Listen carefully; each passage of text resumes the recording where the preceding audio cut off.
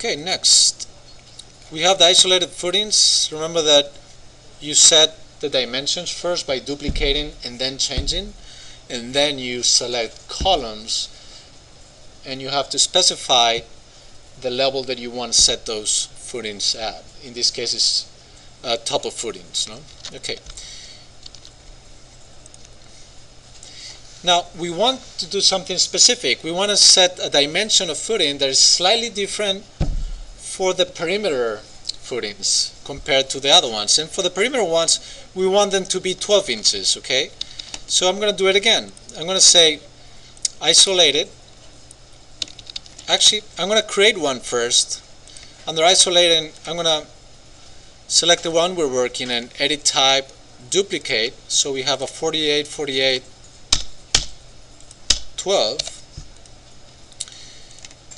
For the 12, I have to change that to 1 foot. And I don't want to place it in because I already have one, so I can pretty much select one of them and change it directly to the type I just created. You see how it changes? Now, should I go like one by one, pressing Control and changing them? Well, if you want to do it that way, it's fine.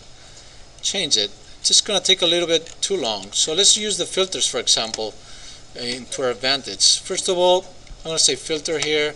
I'm going to say check none and say give me the foundations.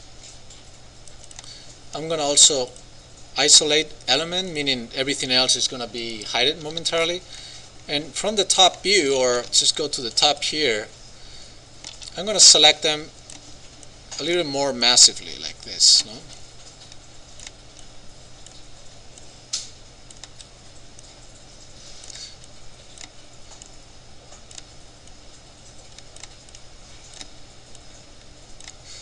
It's much faster, much more convenient to select from this point. Okay, all of them are selected. I double check, and now I can change their type altogether to 4412. Okay, if I go to the other view, I see that all of these guys are aligned to the strip footing. Let me reset this and see that this footing is actually 4848 by 18, and this one is actually 4848 by 12, all of them. Okay, so it's good. Next, simplify structure. Basically,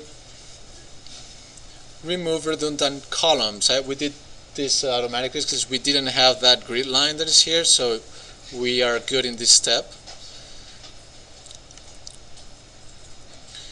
Okay, delete redundant columns and footings. They're pretty much asking to delete this one, so you can just very easily go level 1, or actually you can go to the 3D even better. Go to the top,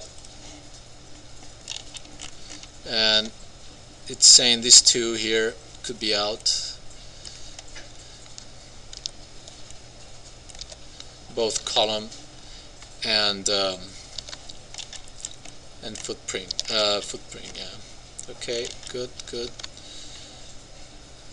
And those in the center, we're good with that, no? Okay. So we're going to create a slab now, slab on grade, and for that we need to create a structural foundation slab.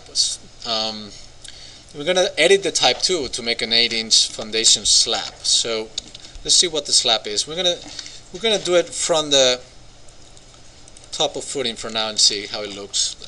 If we go to slabs right there, structural foundation slab, we have only one option, 6-inch foundation slab. So we need to actually create an 8-inch for our scenario. So let's say edit type, again, always duplicate, 8-inch foundation slab, okay, edit, and here's where we say the 8-inch. Okay, now we're about to create it just like if it was a floor, so we can just start drawing here whatever shape of perimeter slab we want, or floor. In this case, we're going to draw a little bit specifically to the site we're in. You see how this line goes and really goes around the columns, so we have to really respect those columns a bit. For that, just start drawing here. Make sure you are in the wall and around. You can do a polyline, making sure that you're snapping correctly.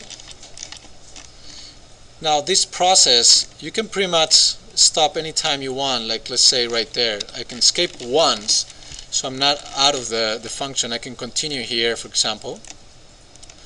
And not only that, I can select by pressing tab all this line and do a mirror and draw axis.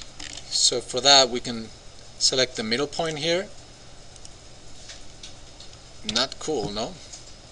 Again, tab, mirror, center. There you go. You double check this correct. You have it there, and the same again. You keep, not because it's magenta you have to start freaking out, no? You just have to draw it carefully. And then whenever you're done with your perimeter wall, and again remember that it has to be enclosed and finish a closed polyline. And if you have that problem, just Control C once and continue. It's no big deal.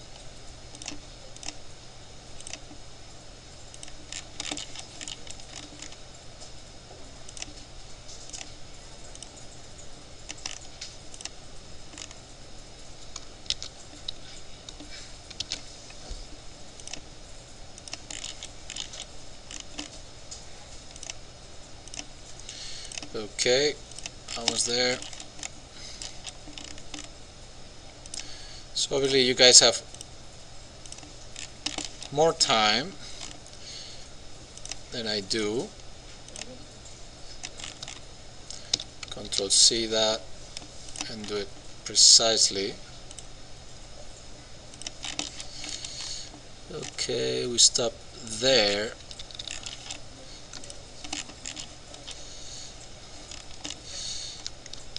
Select these guys and mirror again from the center point, which is pretty much the axis, and there it goes. Now it should be, actually those lines are not there, so we have to do it here.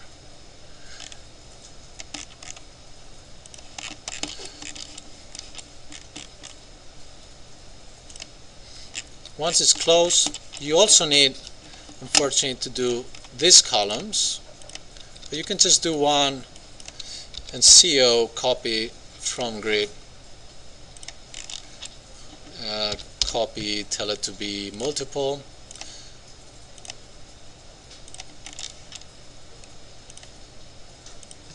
There you go. So basically we're respecting the columns. We don't just do a rectangle slab there. And we say OK.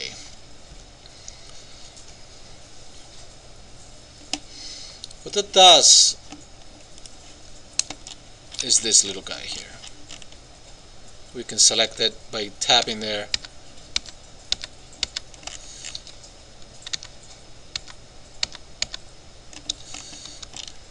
And we can even create, for now, a little section so we see what's happening. Let's create a section here under View, Section. Let's move this a little bit there, flip it so we see the other side, and let's see what's happening here. Let's take it down. So there is. Now we probably want to extend those levels so they don't interfere with our drawing.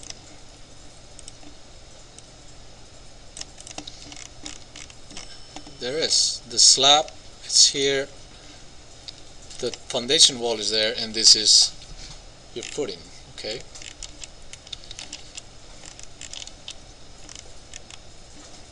Now this foundation wall, I think, let me see.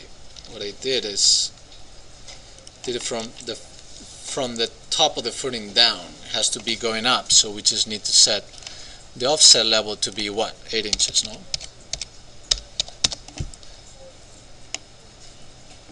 There you go. So now it's that. Now what I said in like far back is that, where is here? That we could have created the slab seller by copying this guy up 8 inches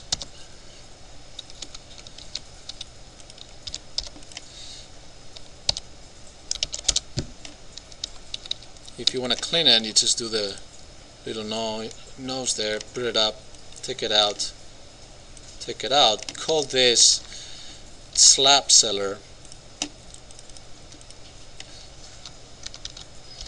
Slab.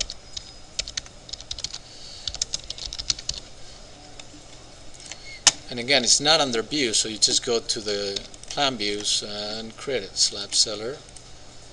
It comes down there.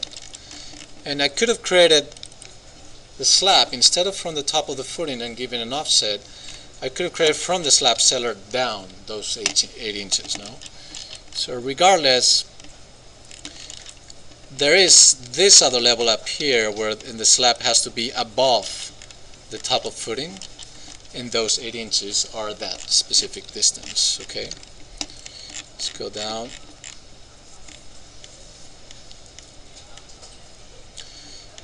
Good. So you have to do that obviously with every building. So you have another one here inside for this one, you have another one for that one, and you have another one for this one here and for that one. I'm going to do it very fast again. I'm just going to structure, slab, structural. We make sure that we're under 8 inches. In this case, I'm going to cancel that. I'm going to do it from the slab seller.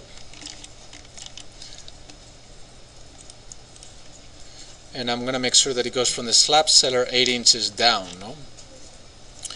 I'm going to do a rectangle. Well, actually, it should be the polyline respecting the columns. No?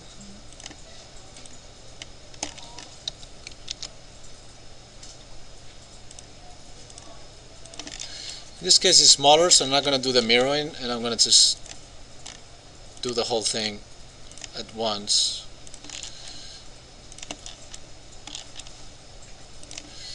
I'm going to do a rectangle here,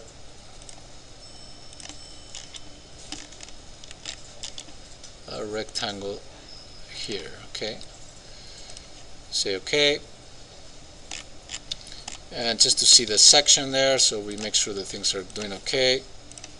By the way, you can create already these sections because you can imagine that these sections are going to be fundamental later on. So now this section does not have a slab there, as I did not create it, but it does have one here in the middle. You see there is. You can select it any time and you can see that it's a foundation slab 8 inches. So again, you should have a slab in every single building. For this one here, another one here in the middle, another one there, no? Okay, trace around, you create those. Now we're going to do a structural plans as well. So we're going to go and apply the architectural template to the floor plans and apply the structural template to the structural plans. We haven't talked about templates, and I'm going to leave that to basically the last recording. So I'm going to stop there actually.